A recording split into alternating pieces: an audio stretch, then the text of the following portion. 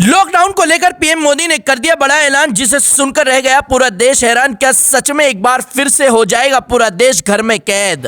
तेल और गैस की वजह से लगने जा रहा था भारत में लॉकडाउन, लेकिन भारत के मुसलमानों की वजह से ईरान ने खोले भारत के तेल और गैस के रास्ते। जी हां, जब से पीएम मोदी ने संसद के अंदर कहा है कि हमें आज भी उसी दौर के लिए तैयार रहना चाहिए जिस दौर से हम 6 साल पहले गुजरे, यानी जिस तरह 2020 में भारत के अंदर लॉकडाउन लगा था, उसी स्थिति के लिए हमें आज भी तैयार रहना चाहिए।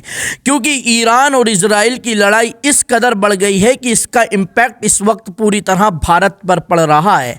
लड़ाई उन दो देशों के बीच में चल रही है, लेकिन इस लड़ाई में भारत को बड़ा नुकसान हो रहा है। क्योंकि भारत के अंदर जो भी सामान आता है, जैसे तेल और गैस, और यही चीजें सबसे बड़ी हैं और इन चीजों की हर रोज जरूरत होती है, लेकिन ये दोनों चीजें भारत के अंदर नहीं पहुंच रही थी क्योंकि ईरान ने स्ट्रेट ऑफ हॉर्मुज बंद कर दिया था। स्ट्रेट ऑफ हॉर्मुज ये वही रास्ता है जो ईरान के कब्जे में आता है और ये समुद्र का वो हिस्सा है जहां से हर देश को निकलना पड़ता है।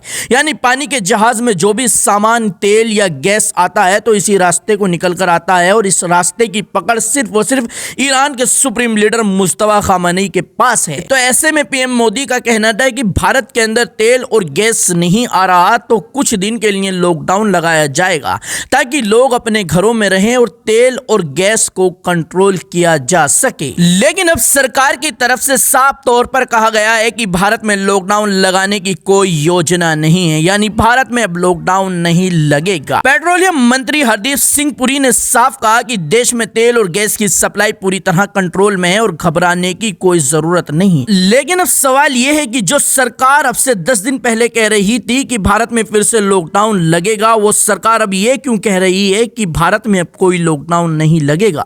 तो इसकी सबसे बड़ी वजह और कोई नहीं बल्कि भारत के मुसलमान हैं। भारत के मुसलमानों की वजह से ईरान ने स्ट्रेट ऑफ हॉर्मुज के सारे रास्ते खोल दिए हैं, जिसकी वजह से भारत के अंदर तेल और गैस की सप्लाई टाइम से पहुंच रही है। वहीं अब दूसरा सवाल यह आता है कि भारतीय मुसलमानों ने ऐसा क्या करा जिसकी वजह से ईरान ने भारत के सभी रास्ते खोल दिए?